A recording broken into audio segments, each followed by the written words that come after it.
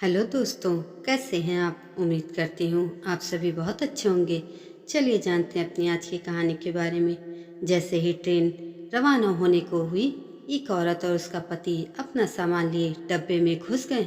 दरवाजे के पास ही औरत तो बैठ गई, पर आदमी चिंता में खड़ा ही रहा। जानता था कि उसके पास जनरल टिकट है और ये रिजर्वेशन डब्बा है। टीटी को टिकट दिखाते ही उसने हाथ जोड़ लिए। ये जनरल टिकट है, तुम लोग अगले स्टेशन पर जनरल डिब्बे में चले जाना, वरना 800 की रसीद बनेगी। यह कर टीटी आगे चला गया। पति पत्नी दोनों बेटी को पहला बेटा होने पर उसे देखने जा रहे थे। सेठ ने बड़ी मुश्किल से 2 दिन की छुट्टी और 700 रुपये उसे एडवांस में दिए थे। बीबी व लोहे की पेटी के साथ जनरल बोगी में जाने की बहुत कोशिश की, पर घुस नहीं पाए।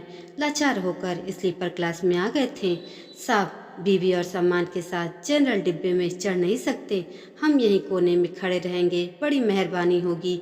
टीटी की ओर 100 का नोट बढ़ाते हुए पति ने कहा, 100 में कुछ नहीं होता, 800 रुपये निकालो वरना उतर जाओ। 800 तो गुड्डू की डिलीवरी में भी नहीं लगे साहब, नाती को देखने जा रहे हैं, गरीब लोग हैं। जाने दो न साहब, अब की बार पत्नी ने कहा।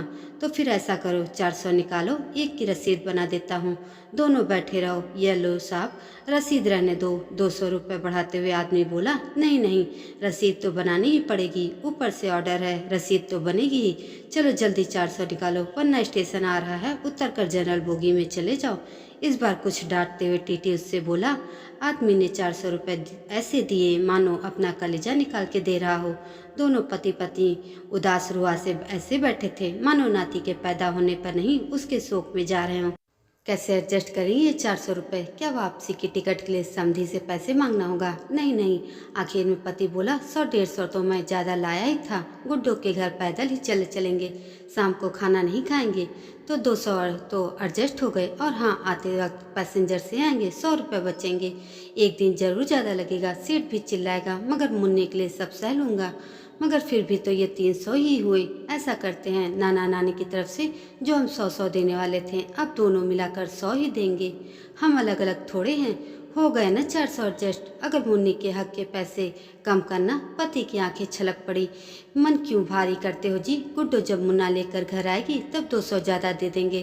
कहते हुए उसकी आंखें भी छलक उठी। फिर आंख पोंछते हुए बोली, अगर मुझे कहीं सरकार मिले तो कहूँगी इतने पैसे की बुलेट ट्रेन चलाने के बजाय इतने ही पैसे से हर ट्रेन में 4-4 जनरल बोगी और लगा दे, जिससे ना तो हम जैसों को टिकट होते हुए भी जलील होना पड़ेगा और ना ही हमारे मुन्ने के 100 रुपये कम होंगे। उसकी आंखें फिर छलक पड़ी। अरे पगली, हम गरीब आदमी हैं, हमें वोट देने का अधिकार है, पर सलाह देने का नहीं।